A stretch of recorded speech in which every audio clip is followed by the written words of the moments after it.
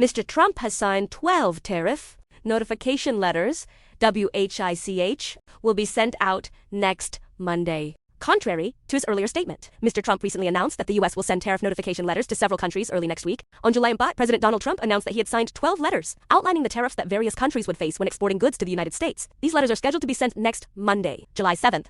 Speaking to reporters aboard Air Force One en route to New Jersey, Trump declined to name the countries involved, but emphasized that the information would be made public early next week, according to Reuters. Earlier, on July 3rd, Trump told the media that the first batch of letters would be sent out on July 4th, Independence Day, but the plan was subsequently revised. On the morning of July 4th, the president hinted that the tariff rates mentioned in the letters could range from 10 to 20%, up to 60 to 70%. I think by July 9th, the letters will all be sent, Trump said in Maryland, referring to the deadline for trade partners to negotiate reciprocal tariff deals. The tariff rates will probably range from 10 to 20% to 60 to 70%. Trump also stated that countries would begin paying tariffs starting August 1st.